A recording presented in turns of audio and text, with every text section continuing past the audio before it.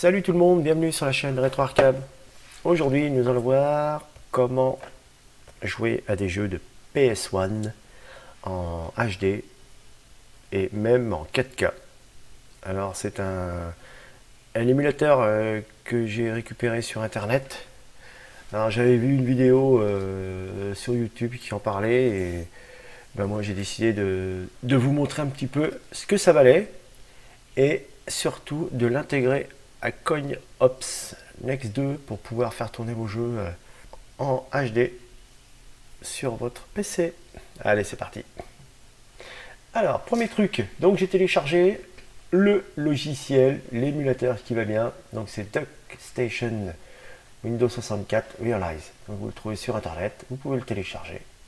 Donc ce que j'ai fait, c'est que j'ai intégré DuckStation Windows 64 Realize dans mon CoinOps Next 2.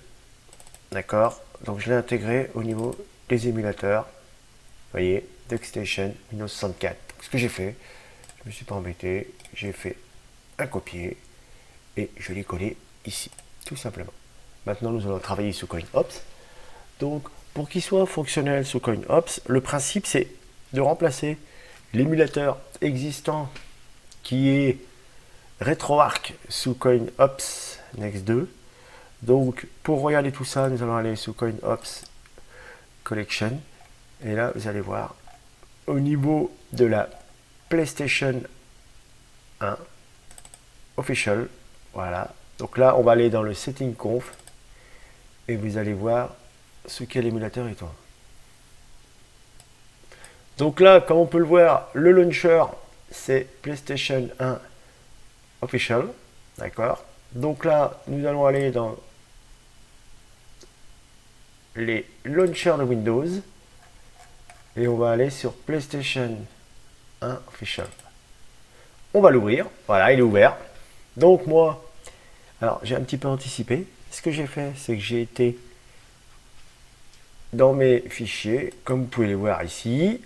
Donc moi, ce que j'ai fait, c'est que l'exécutable, j'ai mis un petit apostrophe devant, comme ça, il ne prend pas compte la ligne ici, et RetroArch.exe ne lancera plus. Donc ce que j'ai fait, c'est que j'ai créé un exécutable avec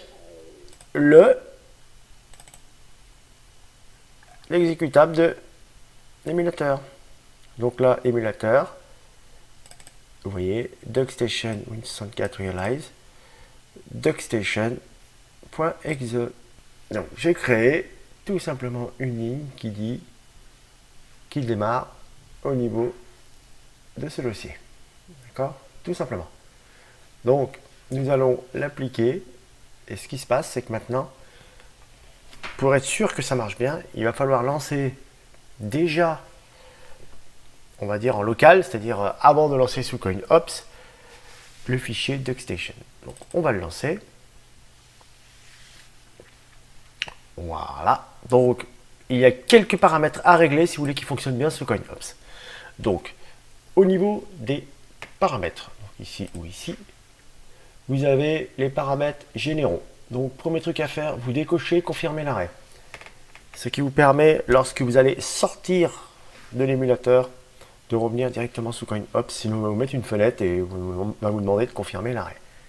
Donc là, on reste comme ça. Paramètres du BIOS, on touche à rien. Paramètres de la console, rien. Paramètres de la liste des jeux. Donc là, c'est là qu'on va mettre les jeux sous CoinOps Collection, PlayStation 1, Official, ROM. Donc là, vous les cochez. Comme ça, vous allez avoir toute la liste des jeux ici. Paramètres des raccourcis. Important. Éteindre le système. Vous mettez vous pouvez, c'est assez pratique, c'est de mettre le bouton comme sur la manette. Quand vous sortez de CoinOps, vous appuyez sur les deux.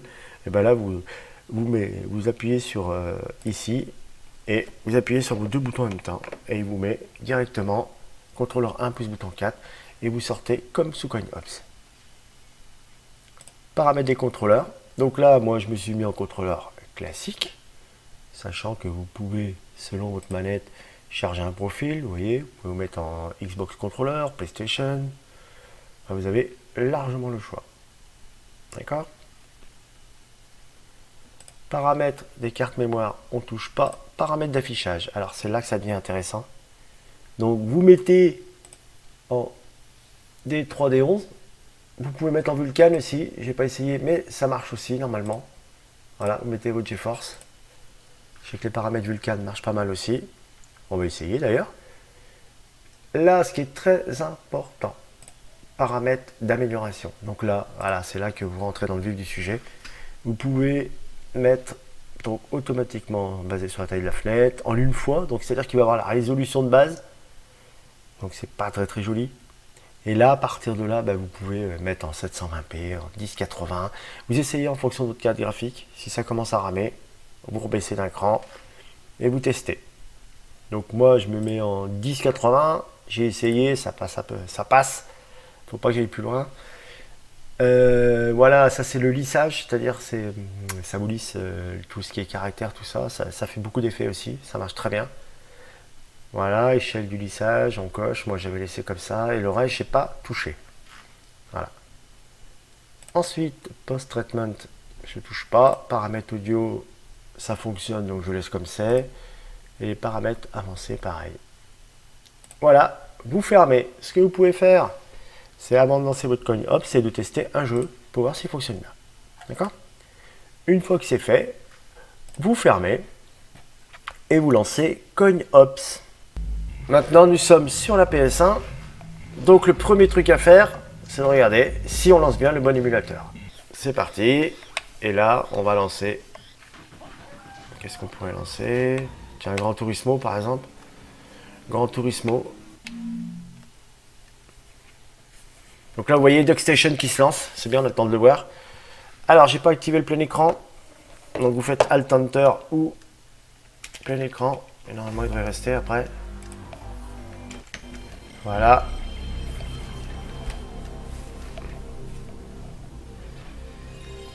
Voilà, donc on voit vraiment la qualité. Un petit peu de grisouillis sur le son, vous voyez. Donc là, en haut, j'ai laissé... on voit la résolution en haut à droite, on voit le nombre de FPS. Les ressources CPU. Alors évidemment, les cinématiques, elles ne sont pas en HD, hein, forcément. Donc la manette a l'air de fonctionner. Voilà. Alors là, tout de suite, on voit que... Ouais, graphiquement, il n'y a pas photo. Ouais. Alors, qu'est-ce qu'on va prendre? Hop, la Camaro. Ouais, graphiquement, franchement, ça le fait. Alors, j'ai un petit bug sur la manette, apparemment, à ce que je vois. Ouais, je pars à droite, donc c'est à configurer. Ouais, donc vous voyez, comme je vous disais, voilà, le son est bien meilleur d'un coup, parce que je suis donc du coup, au niveau des paramètres, je suis descendu en 720p, parce qu'en 1080, moi, apparemment, avec mon i5, c'est un petit peu juste, hein. Dès que je passe en 1080 ou en 1440, vous écoutez le son tout de suite, paf, le son il en prend un coup. Hein. Même en 1080 et en 720 déjà, tout de suite le son est bien meilleur. Donc je pense que je vais rester comme ça. Au niveau des paramètres, j'ai des petits soucis au niveau du contrôleur. Donc on va charger un profil, parce que moi c'est Xbox Controller normalement. Voilà.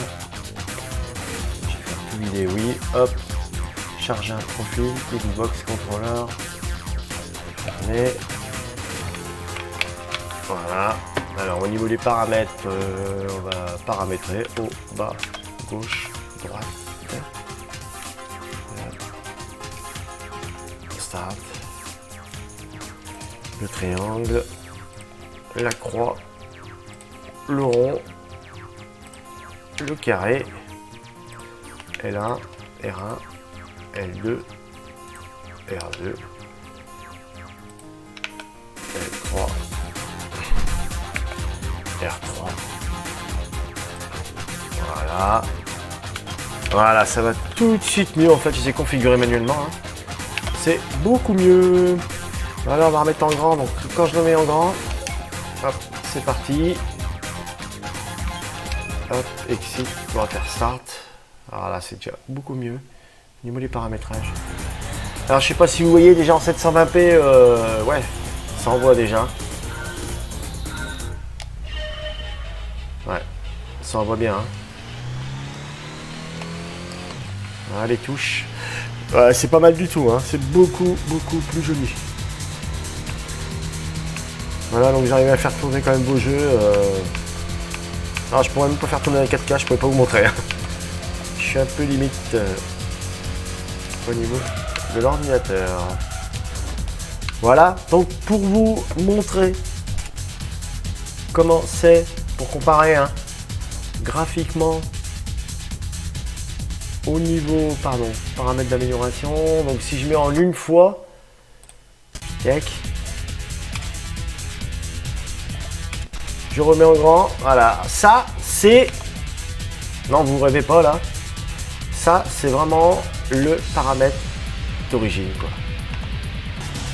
Allez, on va se remettre donc dans paramètres d'affichage, pardon d'amélioration, je vais pas y arriver, en 720. Vous voyez, on se fie un peu au son.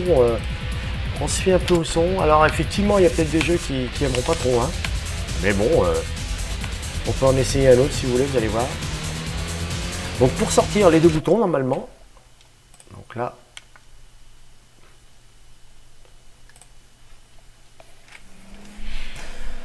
Allez, on va s'en essayer un autre.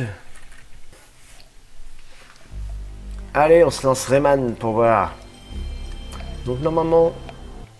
Ouais, donc le rendu est vraiment très beau. Hein. Alors moi j'ai pas la grosse config. Mais bon, je peux vous dire déjà, je le fais tourner en 720p et que c'est déjà magnifique. Vous allez pouvoir redécouvrir tous vos jeux PS1. Vraiment, c'est très beau. Voilà, donc j'espère que cette petite vidéo aura été utile pour vous. Donc en fait, le principe, vous avez vu, c'est tout bête, hein, c'est changer l'émulateur et le remplacer RetroArch, en fait, tout simplement par cet émulateur là qui est vraiment magnifique. Vous retournez sous CoinOps. Donc autant vous dire que vous allez vous faire plaisir et redécouvrir tous vos jeux. Voilà. Donc c'est pas très compliqué, tout le monde peut le faire et c'est apparemment un super émulateur que je viens de découvrir. Voilà. Donc j'espère cette petite vidéo vous aura été utile. Et je vous dis à bientôt. Salut!